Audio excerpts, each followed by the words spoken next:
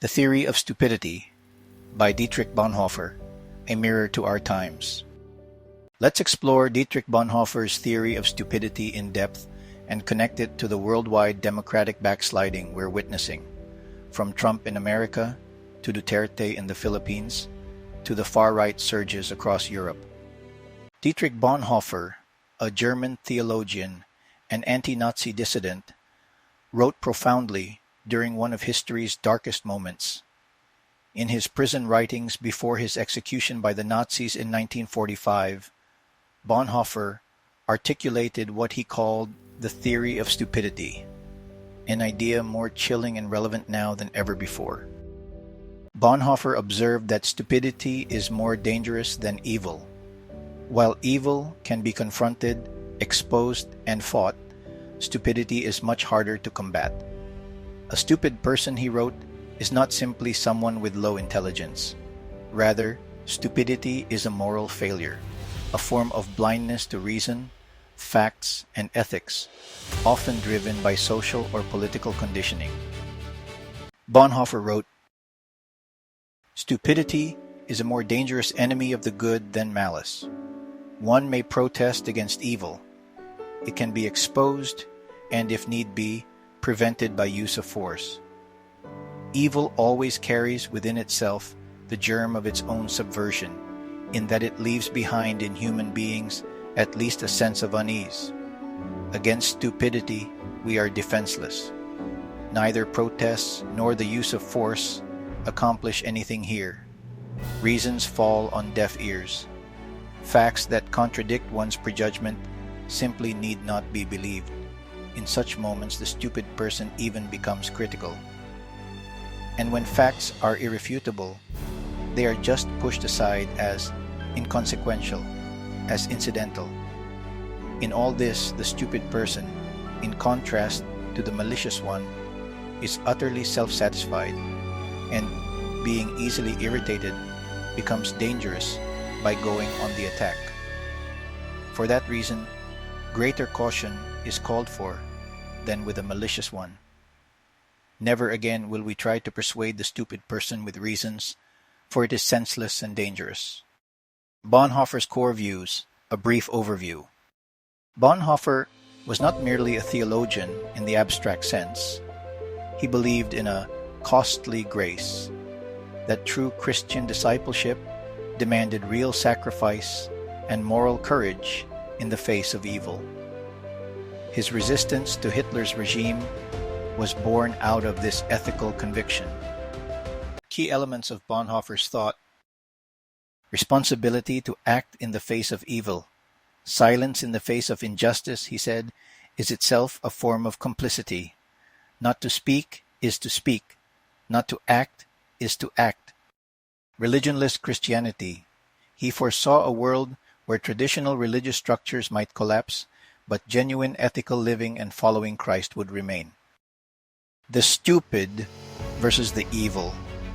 In his prison writings, he warned that stupidity, more than outright evil, was a greater threat to society. A stupid person, he wrote, is easier to manipulate and harder to reason with because they are detached from reality and self-reflection. Stupidity thrives under authoritarianism, which rewards blind loyalty and discourages critical thinking. Application to today's world. The assault on democracy in the U.S. under Trumpism. The U.S. Capitol insurrection on January 6, 2021 was a clear embodiment of Bonhoeffer's warning. A cult of personality, fueled by lies and disinformation, drove people to commit violence in defense of a man, not principles, not democracy.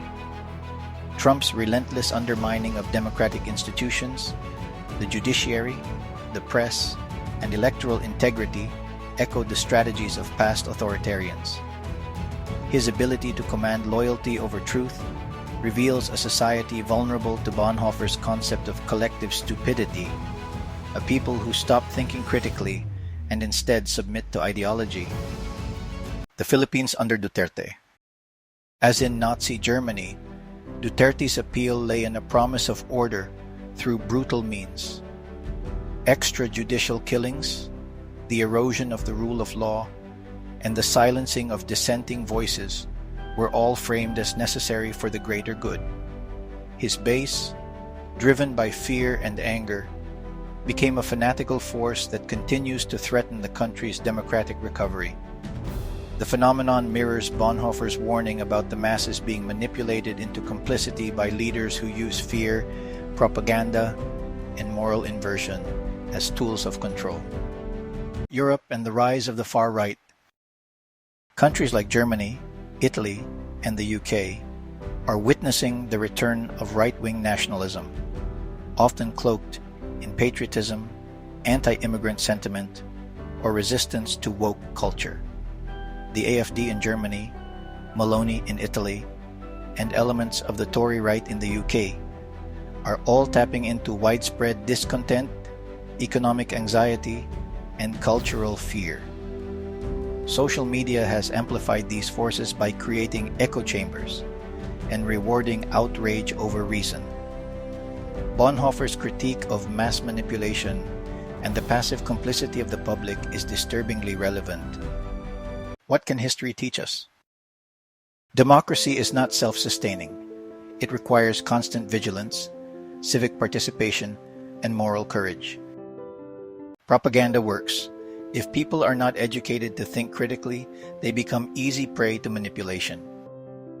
Authoritarianism often comes in democratic clothing. Hitler was elected. Duterte was popular. Trump won in 2016. The danger doesn't always arrive with jackboots. It comes with memes, slogans, and populist promises. Evil thrives on silence. When moderate voices stay silent out of fear, convenience, or indifference, the extremist voices dominate the narrative. Institutions are only as strong as the people willing to defend them. Courts, media, parliaments, and civil society can be slowly eroded without outright coups. What can be done? The path to democratic revival. Reclaim truth and critical thinking. Invest in media literacy, education, and independent journalism. Elevate truth-tellers and silence disinformation at the root, especially on social media platforms. Cultivate moral courage. Bonhoeffer acted not when it was safe, but when it was right. We need people willing to speak the truth even at personal cost. Rebuild democratic institutions. Strengthen checks and balances. Reform election systems to guard against manipulation and disenfranchisement. Bridge the divide.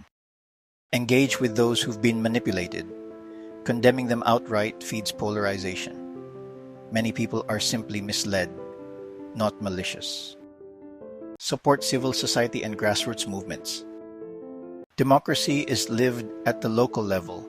Supporting community action, volunteerism, and civic engagement rebuilds the fabric of democratic life. Reform social media. Regulation is necessary. Algorithms that reward outrage, lies, and radicalization need to be dismantled. Final thought. Bonhoeffer reminds us that we are each responsible, not just for our private morality, but for the society we help create through our action or inaction. His resistance cost him his life. Ours may only cost us our comfort. But in a time when democracy is under siege, that choice, to speak, to act, to resist, is more relevant than ever.